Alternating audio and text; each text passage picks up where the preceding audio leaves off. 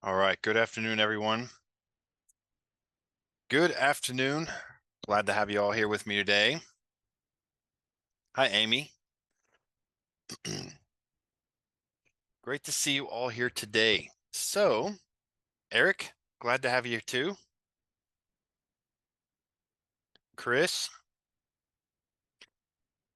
Elisa, is that Elisa? Is that how you say it? Okay. Alicia, Alicia. Alicia. Okay. Excellent.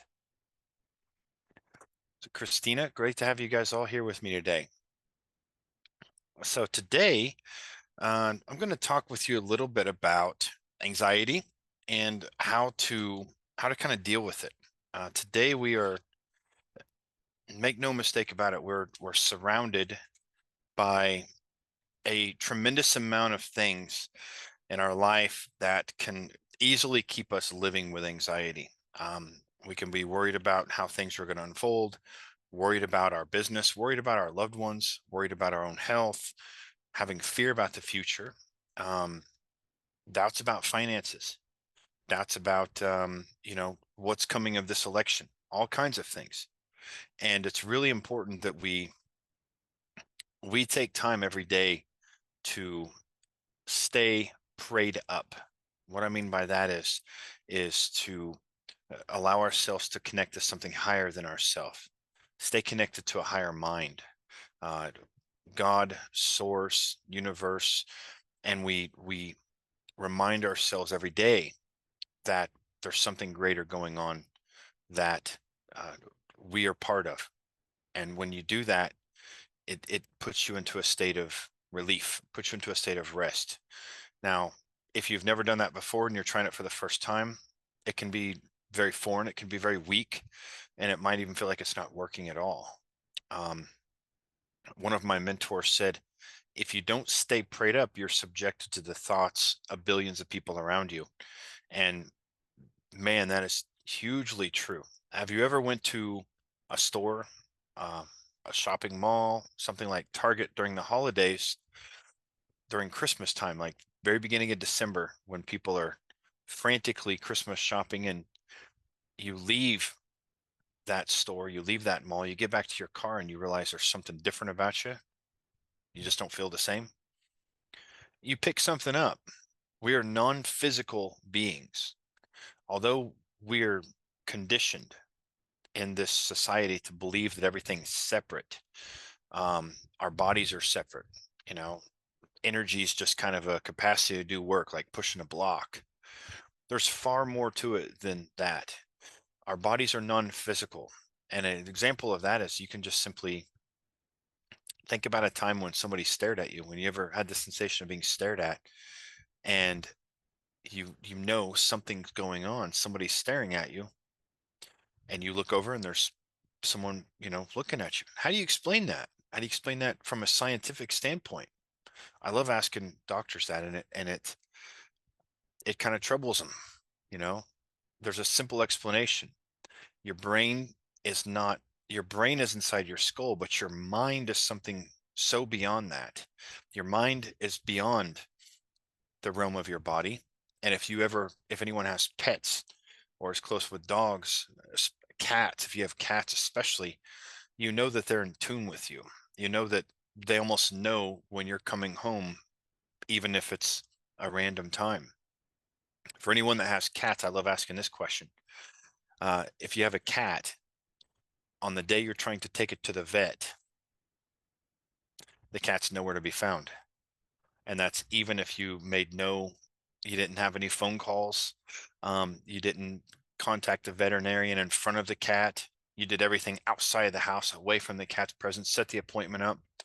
And yet, on the day you're supposed to take your cat to the vet for a checkup or whatever else, that cat's long gone. Everyone I know that has a cat experiences that, and they think it's funny. They don't know, they don't get it. But this is such a reproducible standard phenomenon that one of the major cities in UK that has veterinarians, 70, they have like 70 veterinarian clinics in this one city. 68 of them will not let you set an appointment ahead of time if you have a cat. So if you contact them and you say, "Hi, I have a cat and I'd like to bring it on Wednesday," 68 of the 70 veterinarian clinics in this UK city will say, "No, we're not gonna put you down on the calendar. Bring your cat in anytime you would like, but we're not going to fill that space because we have too many people put space in saying they're bringing their cat, and on the day of the appointment, the cat's gone." How do you explain that? How can you possibly explain that? Well, it's because we're non-physical, and the things that are going on below the surface of our awareness are always interacting with us. They're interacting with people we know, our families, and even our pets. Anything that we have emotional bonds with, these connections are enhanced with. Okay. So, one of the things about anxiety is you can pick it up from a number of sources around you. Anything from the media. If you watch the media, if you pay attention to the news, if you're literally having that stuff become part of you, you're absorbing those programs. They're called programs for a reason, and that information that they want to inform you on, by hypnotic principles, are going into your subconscious mind, and you know it's going to result in turmoil and disharmony within you. There's They don't have TV shows like they used to. Have you noticed there's no more Leave It to Beaver? Have you noticed there's no more Brady Bunch? There's no more of those kind of TV shows around. Or very, very few, if so. All the TV shows now are just filled with garbage. And if you're watching the media, there's going to be a lot of fearful things you're going to be absorbing. Anything from inflation to violence, um, wars, things about the stock market crashing, things about division. For any of you paying attention to the election, how much of that is all underlying division? It's all dividing. And all that's going to do is create massive disturbances in your mind, in your subconscious mind. It's going to generate things that are fearful, okay? Anxious, doubt, worries. And, we are right now living in an epidemic of anxiety. Anxiety, from a literature standpoint, is the fastest growing condition in North America. And it's been kind of that way since the events of, 2020. The anxiety is impacting so many different people in so many different ways because of these non-physical connections that I'm describing to you. And there's never been so much at this point in time, certainly in my lifetime, where we have so much coming against our mental health, so many things impacting and affecting us that um, are, you know, trem- tremendously contributing to anxiety. This is not the way that we're supposed to live. And the scripture even points this out. It says, "Cast all your anxieties on him." Cast all your anxieties onto God. Is anyone in here still using the God box technique that I went over a few weeks ago? Can somebody put me a show of hands who's using that? Okay, excellent. Got one. I use it too. So there's two. Um, the God box technique is something I shared a few weeks back. That's just a simple way of kind of doing um, a mental clearing, a mental deconstruction. Okay. And if you want, I'll go over that again today for you all. But that's a real simple way to take some action. When it says cast your anxieties on him, you got to think about the word cast for a moment. Cast means an action. It means you have to do something. You can't just sit back and think anxiety and worries and fears are gonna fall off of you. You have to take some kind of action. Okay. Um, Otherwise, you'll simply, with everything going on, we're bombarded with, and all the non-physical things that are influencing us without us knowing it, we can literally go around carrying loads of mental weight. And people who are trying to figure this out will trying to figure things out about themselves will drive themselves right into the ground, worried about tomorrow, wondering about how it's going to work out. Wonder if my health doesn't improve. Trying to figure that out. What if my company starts laying people off? You know, what's next? Okay, all these different things. Uh, this person did me wrong. I've got to set them straight. All of these things of us trying to figure it out rather than cast it out are going to literally weigh us down. We're going to carry things on us that we were never meant to carry. And I can tell you this much right now. If you're carrying things you're not meant to carry, your body is going to show signs of wearing out. It's simple as that. Your body is going to show signs of wearing out. If you have signs of wearing out in your body, pains and aches, symptoms, it simply means you're carrying things you're not meant to carry. And you can continue trying to figure things out, trying to do things your way. And all it comes down to is if you're able to have the results you want in your life, and if you feel like you're worn out, you feel like you're fatigued, you feel like your body's always hurting, not able to sleep at night, making yourself sick, do yourself a favor. Learn how to cast this stuff on to God. Learn how to surrender that stuff to a greater mind. Condition yourself to do so. It takes a little bit of hard work, but hey, it's either hard work learning how to do that, and then you have the relief, you have the rest, you have the relaxation that comes with that, rather than tossing and turning at night and feeling like your body's wore out. Do yourself a favor. Learn how to cast all your worries, doubts, and fears into a higher mind.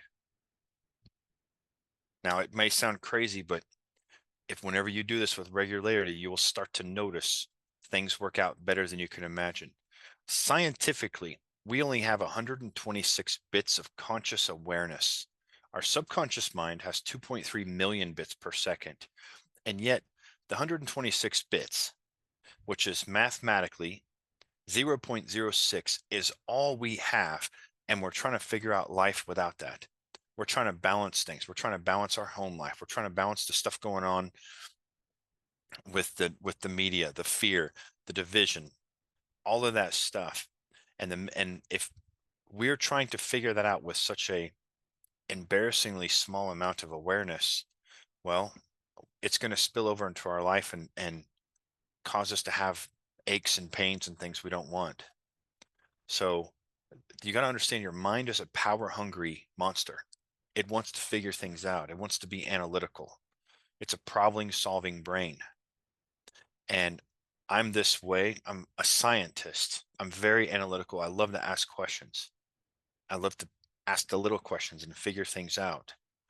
But I've also learned that I'm not smart enough to run my own life. None of us are. So I don't let anything bother me. I've learned to just let it all go, whether it's a flat tire, whether it's my child going off, off course, whether it's something happening here, something happening in the media, something happening to a family member. I literally learned that me worrying about everything isn't going to change anything. And so you have to learn how to condition yourself to cast those things off. Just make the decision now. Every time something comes into your mind, ask yourself, is this worth getting emotionally involved in? They're going to come with regularity. Those kind of things are going to come at you with regularity. And if you're going to stay in peace, if you're going to stay in harmony, you must condition yourself into turning those over to a higher mind. Anxiety just won't go away on its own. Worry doesn't just fall off. No, you need to take some kind of action about it. And I'll give you some instructions on how to do that today, but it's all up to you. It's up to you if you are wanting to shift the way that starts to feel, the way that anxiety starts to make you feel, the way your body starts to feel wore out and weighed down with things. When all these anxieties come, what's going to happen? What's going to happen to me? What's going to happen to my body? Is the medical report good? Are they going to find out what's making me sick? All these different things. Anytime we go to professionals and we're trying to find out why we're sick, they're taking just a snapshot of something going on. They're not looking back at all the other things, the factors, the weight, the withdrawals that you've given of your energy, all of those different things that are associated with. They don't have a way of testing it, and it's too complex. It's too complex. Understand this. I'm a doctor and I was trained as a chiropractor, and I know medical schools the same way. When you look at doctors and professions, they want to understand simple terms. So they're trained with very simple terms. They're trained to look at a problem and a solution, a problem and a solution. So it's a very mechanical like process. They don't have any understanding or knowledge or education of the complexities of society and how they impact us. In other words, what I'm saying is the models of everything around us, the chiropractors, and I mean functional medicine too, naturopathic doctors, um, conventional doctors, they treat the body without treating the mind. They separate the two. And the mind and the body cannot be separated. You cannot separate one without the other. So what I'm telling you is the mind is the causative factor. The mind is the causative factor behind it. And if there's things going on in your life that you're not happy with, you've got some digging to do. You've got to first off recognize your anxieties and all the things you're carrying. You're not meant to carry. You're meant to pass it off to a higher mind. And then what you want to do is realize that there's likely stuff you're carrying. We all have garbage we're carrying deep within us. And we want to start to unpack that. We want to start to understand that that stuff's not just going to go away no matter how we dress it, no matter how we put whipped cream and cherry on it. It's still a garbage can. So we want to understand that we need to start unpacking those things, and we need to start understanding that we need to shift our awareness on where we're putting our attention, where we're putting our mind, where we're putting our thoughts and awareness. You can dwell on these things and you can let them linger in your mind all day long, and all they're going to do is cause you to be nervous, going to cause you to have anxiety, it's going to cause your mind to be full of chaos, and all that's going to do is spill out in your health and in your relationships, in your career, in your life, every bit of it. Anxiety does not mean that there's something wrong with you either. Okay. It means that you've lost control of how to handle your nervous system. Your nervous system, you know, God made you in such a beautiful, perfect image. Your nervous system is one of the most magnificent electrical systems in the cosmos. The way your nervous system operates, gifted with a power to create your own destiny. And we all have that power. It's not even controversial.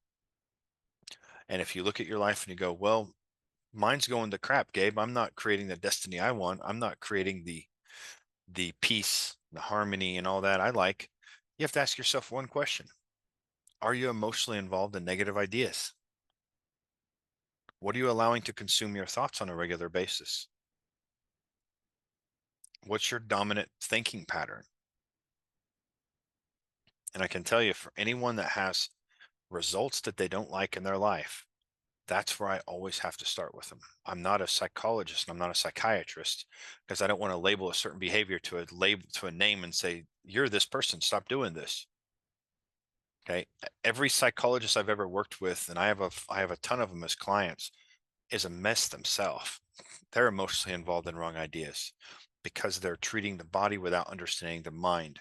Yes, they've gotten some understanding of it, but the psychiatrist and the psychologist understanding of the mind is just this part of you that's running your heart rate and your digestion and things like that. Not the non-physical part, not the little pieces that are important, not the phenomena I described with cats and being stared at. See, if we're going to change our life, we have to understand the little tiny pieces first. If we're going to understand where anxiety really comes from and how it influences us, we have to understand really what we are. Not try to treat the surface, but really who we are as a being of consciousness. Okay. Anxiety means you've lost control of your nervous system. People say, I had a nervous breakdown. No such thing. They lost control of their thinking. They're letting their thoughts and emotions overtake them. and it's basically spilling out. In order for us to change this, in order for us to create our destiny, for us to change the results in our life, we can't do it alone. We can't do it alone. We have to allow that greater source, that greater mind to step in. And that's where we start to know we have to have faith. We need to have connection to source. If you're burdened with anxiety, it simply means you don't have enough faith. Now, I'm not wanting to insult anyone here, but if you're saturated with faith and understanding, and you're casting things off to a higher mind, you're simply not going to have that anxiety. And the enemy would not be trying so desperately to stop you if he didn't know that there was a calling for you to do more, to live more, to be more. And see, the enemy knows there's greatness in each and every one of you. And that's why there's so many things coming at you to make you feel overwhelmed, worried about the future, fearful it's not going to work out. Your mind may be telling you it's going to be really bad. Your health's not improving. Your health isn't changing. Um, why don't you just give up? Okay. Don't believe those lies. Anxiety does not need to be a permanent state. It does not, it's not a permanent state, and it's easy to shift out of that. And I'll show you how. I'll show you some really powerful things to shift out of that anxiety. But here's the deal. If you're not doing the deeper work, don't count on this being don't count on this being the miracle cure for everything. The deeper work means you start to forgive yourself. It means you start to unpack some of the garbage that you're carrying, some of the deeper things. And there's several ways to do this. If you're not familiar with my book, I would start there. I give you absolutely clinically proven techniques that are user friendly on how to start cleaning out the garbage from the inside, how to start getting rid of the things you don't like carrying, the fears, the worries, the doubts, the anxieties. I'll have my wife put a link in how to order my book. It's on an audiobook as well. But that's what you want to start doing, is you want to understand, if you're not doing the deeper work, the only thing that's going to move the needle in improving your life is the deeper inner work. And that's usually where people don't want to go. No, just give me a quick fix here. Just give me this here. Just give me something superficially to make me feel better. And that's ultimately that's not going to change the direction of your life. You want to start understanding first that it all starts in your mind. It all starts in you making a choice. Think how much better you could start to feel. Think how you'd start to love yourself more, to forgive yourself more, to release the guilt, to release the tension that many of you are carrying, to release the anxieties and the worries and the doubts. Think how other people will start to see around you. You'll start to notice peers and family looking at you differently, starting to think there's something different about you. You feel lighter. You feel like you're moving better. And you'll know these things are truth when you start to see all areas of your life starting to improve. When you're letting those anxieties go, you're casting them onto a higher mind. You're saying, no, thanks. I'm not going to sit there and carry that stuff with me anymore. I've had it too long. And it's all because you've made a choice today to do something different. You made a choice today to start going inside, to go where most people don't want to go. Okay. The only thing that's going to move the needle on improving your life and improving anxiety long term is for you to start unpacking that garbage. Okay. So does all that make sense? So it says, the scripture says, as a man thinketh in his heart, so is he. Doesn't say as his mind, it says in his heart. So that means that how you feel deep down inside about things, that's what we want to start working on. Now, I told you that I would show you some ways to kind of get rid of anxiety really quick. Okay. The first thing I want to do is first off, I want to teach you that from a neuroscience standpoint, that anxiety, let's see, somebody said something in the chat. Okay.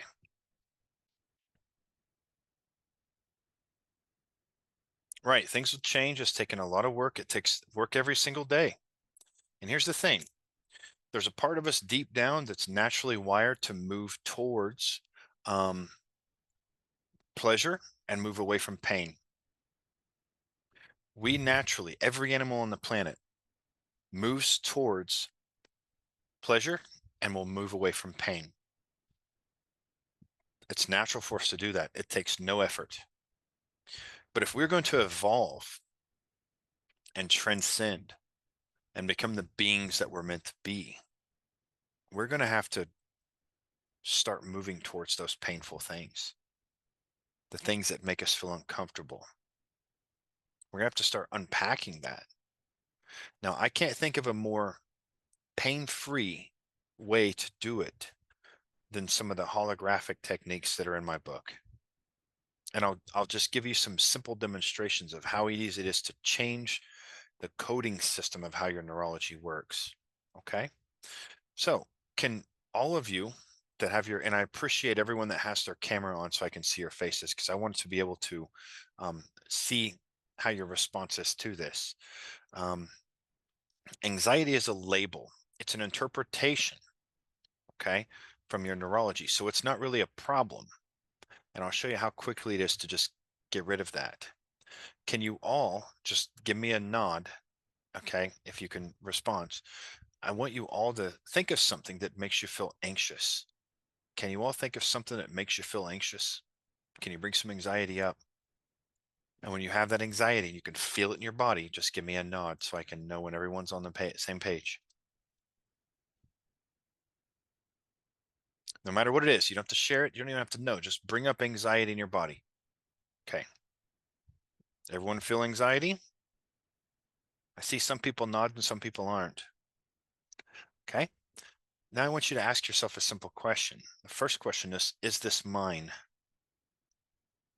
Don't look for a verbal answer. I want you to, because you're asking a part of you that's subverbal. Do you ever notice when you're talking to God, you don't always get that verbal response back? Sometimes you may, many times you don't. When you're talking to your neurology, your subconscious, it's not going to answer you with a verbal response. It'll give you a nonverbal cue. But when you say, is this mine? Do you notice the anxiety drops a bit? Who noticed that? Give me a nod if it did. Okay. If it didn't, give me a nod. If you still notice it's there, give me a nod. Not getting any feedback. Any changes at all? When you ask yourself, is this mine? Do you notice the anxiety drops? Okay. If it didn't, if it's still there, I want you to ask yourself this. Just ask yourself this question, just to ask the question, not to look for a verbal response, but a nonverbal cue. What else might this be? What else might this be? And do you notice the anxiety drops completely, significantly? Is that fascinating? Just asking those two questions, make it dissipate? Who thinks that's fascinating? Show me a hand. Did everyone notice the dropping in the anxiety? If you did not, if it's still present, let me know. So everyone noticed it dropped. Is that true? Okay. Those two questions make your nervous system do a specs check really quick. Is this mine? And if you notice it dissipates, it's somebody else's that you're carrying, somebody else around you, somebody else that you're emotionally bonded to. You're carrying their anxiety.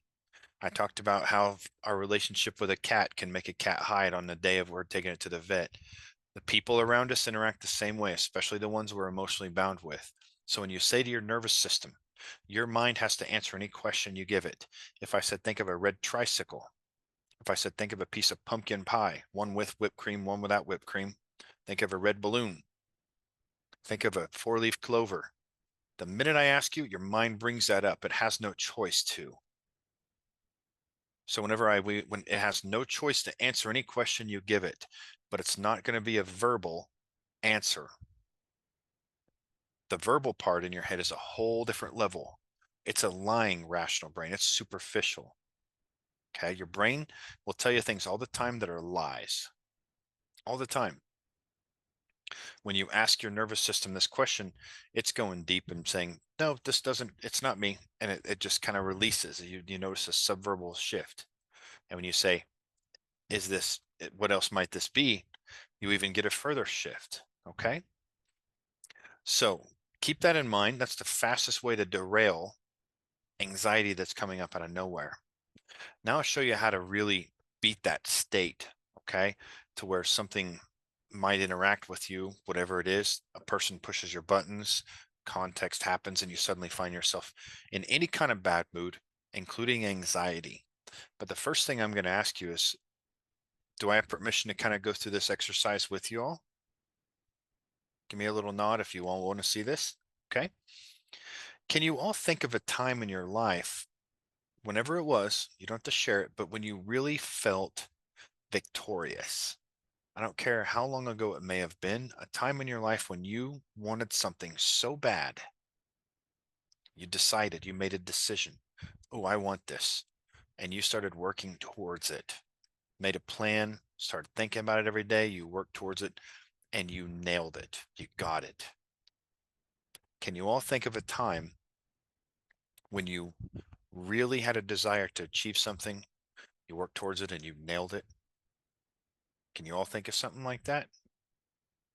No matter what it was, a time when you felt victorious, right? I want you to see exactly what you saw in that moment.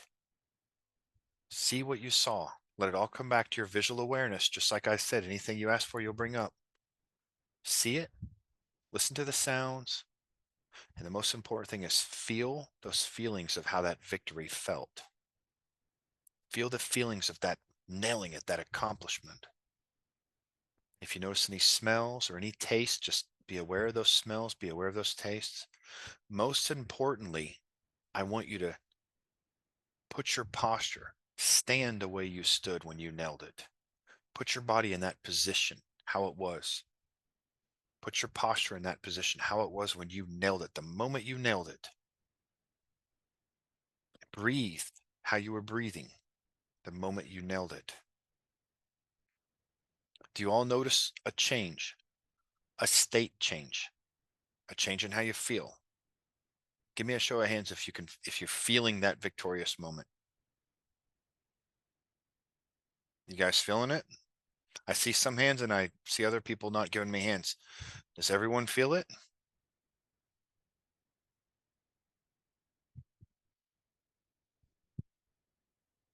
Put yourself in that victorious posture. Okay. Put yourself in a posture of upright, stand up, straight.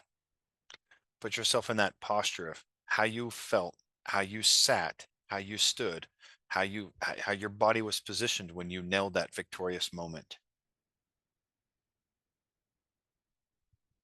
If nothing else, pretend there's a string at the top of your head attached to the ceiling, and that string tightens, and you just find yourself straightening up. Now, as you're holding that position, okay, are you noticing a state change? Give me a show of hands if you're noticing suddenly you just feel better. Okay. Okay, perfect. I don't want you to change anything else. I want you to take a Polaroid picture in your mind of how this posture is. Call it your victory posture. How you're sitting, how your body is positioned in that moment of feeling that victory, seeing what you saw, hearing what you hear, feeling what you felt, breathing how you breathe in that moment.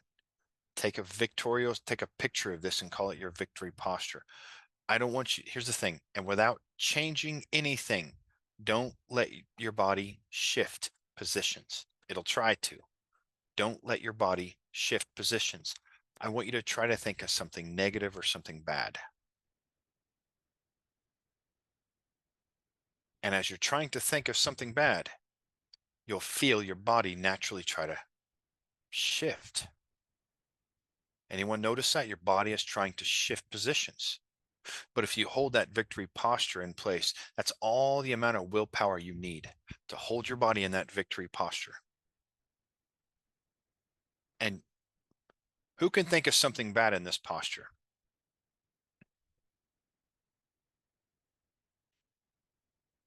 So when you're in that posture, Amy, and you're in that victory posture, you can think of something negative. Can you feel it?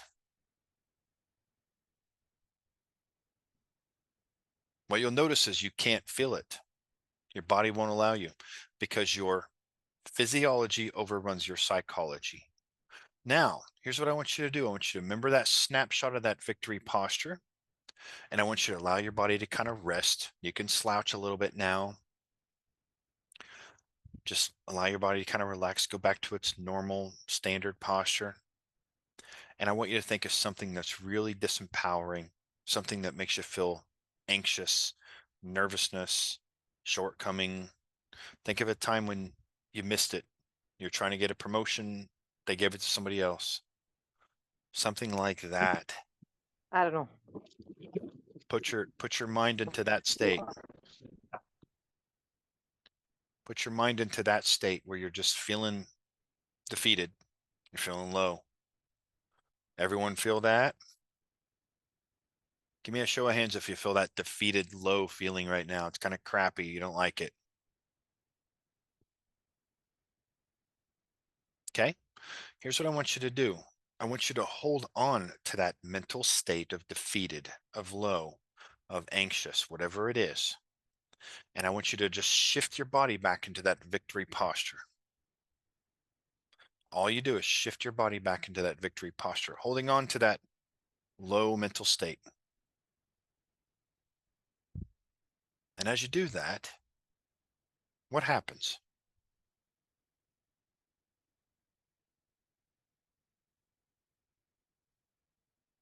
Do you notice how suddenly that you can't hold on to that mental state, can you? Somebody noticed that that mental state dissipates pretty quick? All you're doing is shifting your posture. How's that work? Well, our bodies are non-physical, and you're walking around in the largest organic antenna on planet Earth. And some of you may remember those old school TVs when the signal was bad. What'd you do? I had a patient tell me once you kick the side of the TV, right? But you move those rabbit ears around and the signal improves. So if you want to improve your signal, you want to defeat anxiety, the fastest thing to do is ask, is this mine? What else might this be? And shift yourself into that victory posture. You can break any negative emotional state when you get into that posture, but you want to hold it for at least 2 minutes. Hold it for at least 2 minutes. That's all you need is enough willpower to hold that victory posture for 2 minutes, and your emotional state, your negative emotional state, will dissipate. Knowing this, if you put this little thing into practice, simple, beyond simple, right? Nobody can push your buttons again unless you let them. Okay. Who all thought this was helpful today? Love this practice. Excellent. Excellent. So, but use this as a way to change your state. And what you can do is, if there is deeper challenges that you want to start digging at, I would highly encourage you to to get my book and read it. The end of it will show you how to painlessly start to unpack some of this garbage that we're carrying around. Because I can tell you, if you have the most positive mindset, if you're really wanting to, if you're really wanting to um, start to dive in this and move the needle on what's going to transform your life, that's only going to happen as an inside job. It's only going to happen when you start going inside. Uh, okay, let me read some of these things here. What happens if the anxiety remains after the 2 questions? Did you notice that it dissipated? Let's see, I'm talking to Nancy here. After, what if the anxiety remains after the 2 questions? I don't know if I've ever seen anyone have that anxiety remain after those two questions. Okay. You'll notice it dissipates and it might come right back. Okay. Um, Nancy, can you hear me okay? Uh, so you want to ask yourself and you want to feel how your body feels. And when you say, is this mine? What else might this be? You'll notice that it dissipates. Now, if it comes right back, that means you need to do something a little deeper, like this victory posture intervention. You need to stand up. I would, instead of sitting down, I would stand up somewhere and put yourself into that upright posture and hold it for 2 minutes and just watch how your state changes. And another thing I would ask is, are you emotionally involved in the wrong ideas? Are you emotionally involved in negative ideas that are keeping you from going in the direction you want to go in your life? So I can give you some things, and they're really powerful. I know of studies where people were about to commit suicide and somebody shifted their posture and they broke out of that state and didn't want to do it. So is this powerful? You bet it is. Very powerful. But it's superficial if we aren't going in and working on those deeper issues. It'll be short lived, it'll be surface level work. And you don't have to know what those issues are. You just have to know that there's things encoded inside of you that you don't want to carry anymore. Think about how great you'll start to feel, how other people will start to recognize your energy is better, calmer, less turbulent, people around you, family, maybe kids, peers. And you'll know it's true because those parts of your life will start to show up. You'll start to see areas in your life benefit. All this will do is benefit every area of your life, from your health to your business to your finances, every bit of it. And it's all because you made the choice to go inside and start working on yourself. Or don't. You don't have to. But the only thing that's going to move the needle is making that choice to go inside. All right. Hope you all have a beautiful rest of your week. Thank you so much. Have a great day, everyone.